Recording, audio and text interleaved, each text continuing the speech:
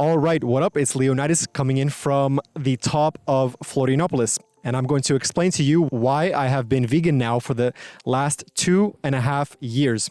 So to start off, let's go straight into it. My grandmother, for example, she has Parkinson's, and Parkinson's is an autoimmune disease. When you see it, it's mostly where your motor connections, your motor reflexes are constantly shaking. So for example, when I saw her 3 years ago, she would pick up a cup and she would always be shaking. And it's very hard to watch this happening in front of your very own eyes. And Parkinson's is an autoimmune disease. So what happens is over time, your body starts to accumulate inflammatory things inside of it. So whether it's from the environment or whether it's from the food. And initially, your body tries to fix these inflammatory things that are happening, but the inflammation persists and persists, it eventually starts to attack those parts that are inflamed. And this starts to become an autoimmune disease. In the beginning, there's a little bit of inflammation in her brain, but eventually, over time, the inflammation persists. So eventually, the body starts to attack the brain, and that's how Parkinson's continues to grow and grow inside of her body. The other situation is that, for example, my mom, she has or she had previously arthritis. And once again, arthritis is an inflammation of the joints from whatever we're consuming, whether it's through food, whether it's through alcohol, or whether it's just from the environment. And your body initially wants to fix it, but over time the inflammation persists, and eventually your body starts to attack it. About 3 years ago and before, every time that I went to my father's place, we would always consume things such as steak, sausages, chicken, and this was essential for protein. We all thought that we needed this vital animal product for protein purposes. But eventually, about 2.5 years ago, I found out that he was taking medication for high blood pressure, as well as becoming overweight over time. Now, in the beginning, none of us considered that this could potentially be coming from animal products, but the weight gain persisted, and as well, the blood pressure continued to increase and increase, most likely from these sausages, from chicken, from steak. And finally, from the time that I was a baby until the age of 17, for example, my parents would prepare for me lunch for my school. And what would happen is the following day, I would always end up waking up with a lot of pain in my gut, a lot of pain, and I would spend maybe 30 to 40 minutes in the washroom, essentially in pain.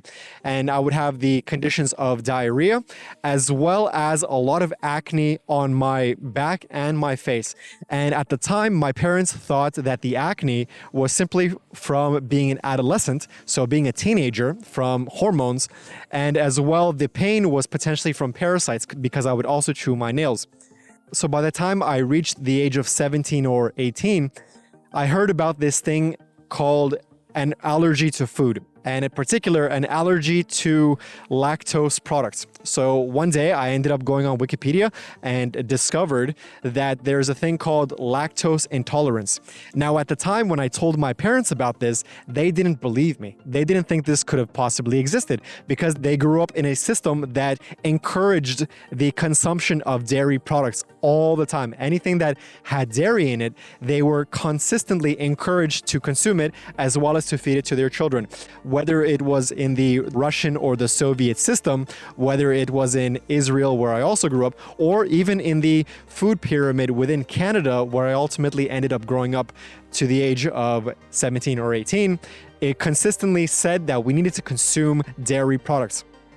But one day, once again, on Wikipedia, I saw that consuming dairy, there could be an allergic reaction, once again, lactose intolerance, so I decided to stop it. And very quickly, over time, the pain in my gut, the diarrhea in the mornings, for example, or throughout the day, and as well as the acne went away. Now, I didn't fully go vegan or even vegetarian. I simply started to cut out things that had a strong concentration of dairy products in it.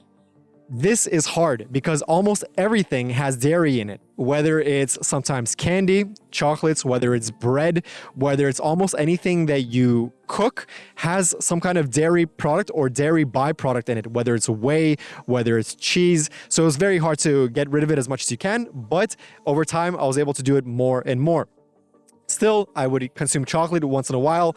The acne would just pop up here and there, and the pain would be coming back, but not to the extent of my adolescent years.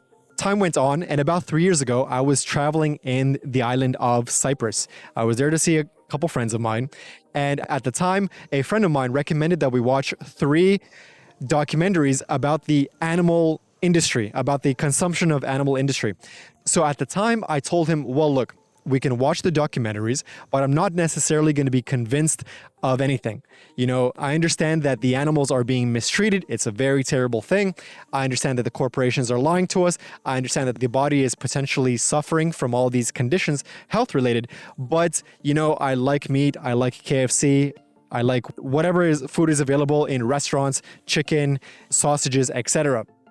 So we can watch them, we can enjoy them, but I'm not necessarily going to change my mind. So we watched 2 of the 3 documentaries. And once again, it was about the corporations lying to us about how bad the food products are. It's about the corporations lying to us about how poorly the animals are treated in these factory farms.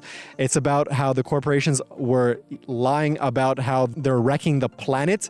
It's pretty much everything to do with how the animal farming industry is just destroying literally everything.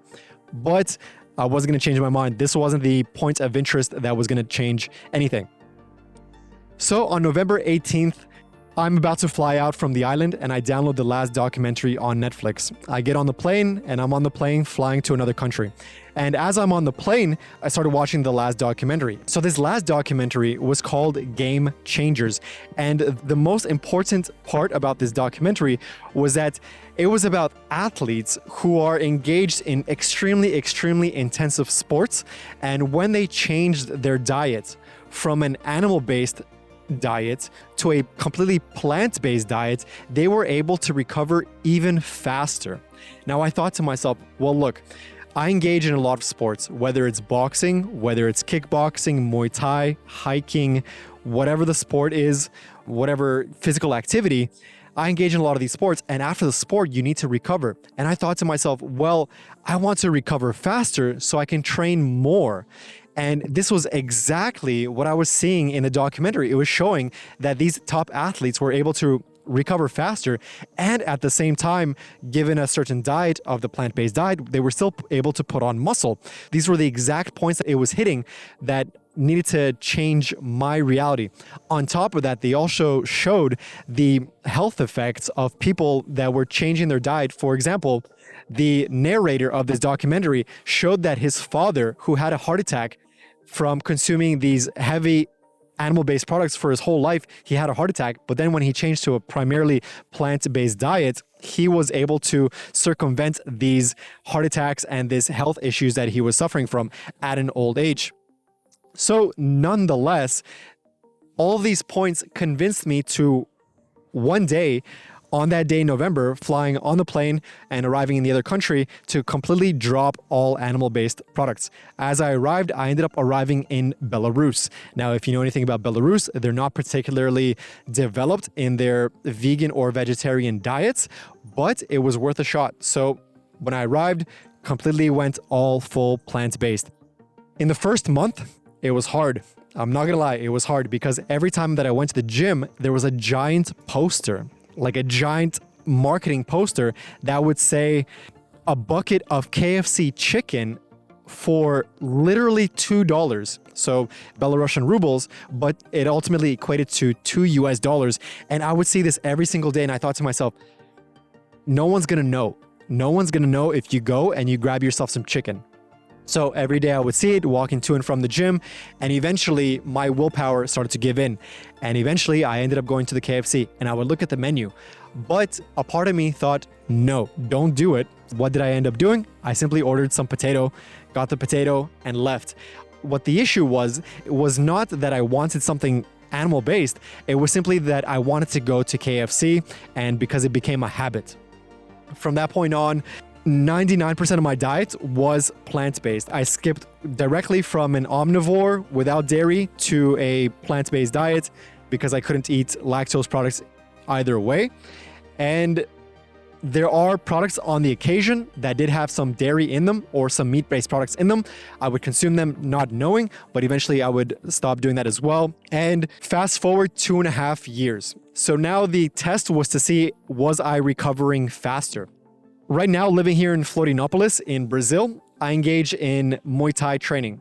And for the most part, I'm doing 3 hours every time that I go for Muay Thai training, whether it's from 4 p.m. until 7 p.m., whether it's from 6 p.m. until usually 9 p.m., 3 hours every time that I go for Muay Thai. I train for 3 classes, 1 hour each for 3 hours in total. And by the end of it, yes, I'm tired, but the following day can return, can engage in more Muay Thai. Is the recovery speed faster? Well, I can definitely tell you that when the body starts to feel sore, when you start to feel all this inflammation, the inflammation recovers much faster and I'm able to continue training even better. So for example, before recording this video, yesterday did about 2 hours of training and today hiked up all the way up on this hill right here in the center of Florianopolis. Still feeling fine, still feeling great. I do supplement in certain things. I take beta-alanine, which counteracts the effects of lactic acid buildup. And I also take protein powder, plant-based protein powder, to supplement the lack of protein that's potentially in my diet. I'm also ordering a lot of vegan-based foods. So you're maybe wondering, how do you get all the vegan-based foods? I'm mostly just doing it through ordering, but if you like to cook, you can also do that as well.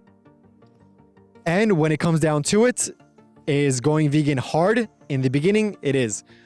How do you go vegan? You need yourself a story. You need to find yourself a story. So my story was that it was primarily health-based. My grandma has issues. My mother had issues, but she also went primarily plant-based. Now the arthritis has for the most part waned. It's for the most part gone away. It's still there, not 100% gone, but for the most part, difficulties of it have gone away.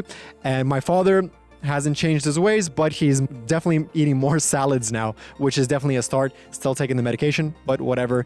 We all just need a story that will convince ourselves to change our ways. So, for example, for you, maybe you don't consume a lot of alcohol, or maybe you don't smoke because there's a story that you're telling yourself of why you don't want to do it. But ultimately, it comes down to the story that you need to change if you want to go vegan. You also have to remember that ultimately, thanks to technology, we're going to end up living until 120 years. So the question is, do you want to live until 120 healthy or until 120 sick? Then for the most part, through medicine, through technology, through sciences, we're going to live until a very, very long time.